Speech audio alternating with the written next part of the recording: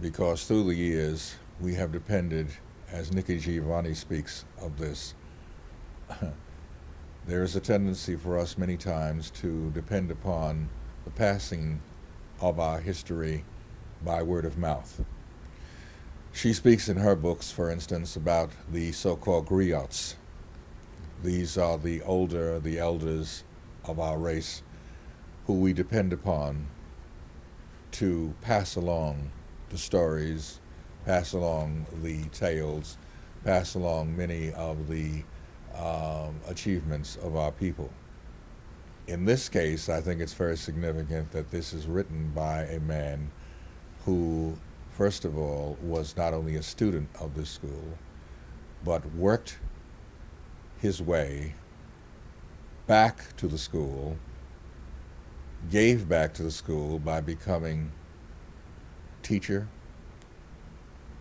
dean, guidance counselor, and finally principal, and certainly has a first-hand knowledge of the achievements of the school.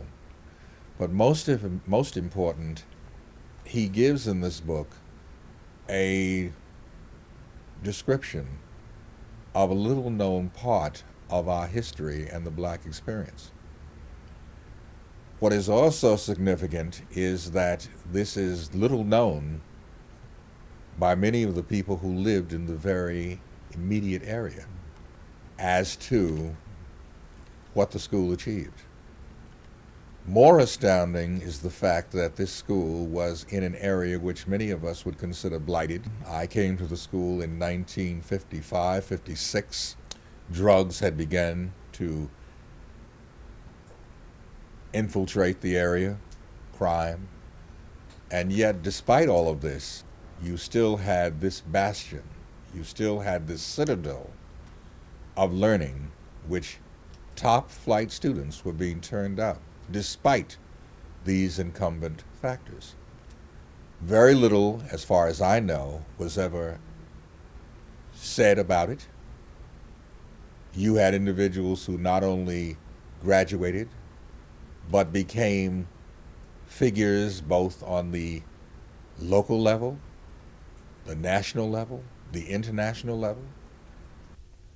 Charles Rangel, politician. John Carlos, who can forget John in 1968? The clenched fist, the Olympic Games. John, who later, after doing that, was blacklisted, who paid the heavy price, who could not get a job, who could not even hold a job coaching a girls' track team because he was blacklisted. John, whose wife committed suicide. Who can forget Brock Peters, who was nominated for an Academy Award, who recently passed away? James Baldwin, the author of God knows how many books, who was a member of the Arista at Douglas. Robert Lowry, fire commissioner. This is just to name a few.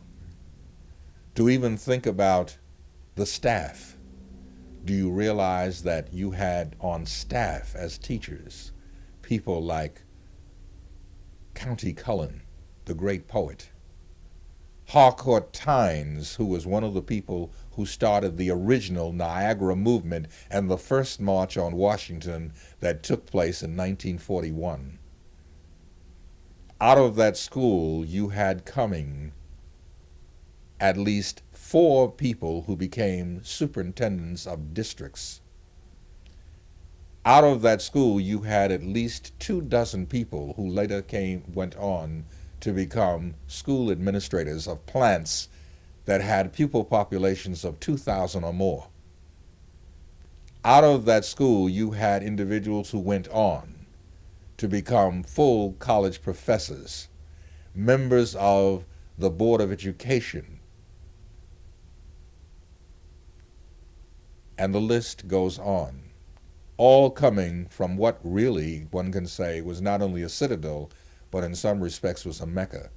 We have enough people other than ourselves who are writing our history, enough individuals who are distorting it.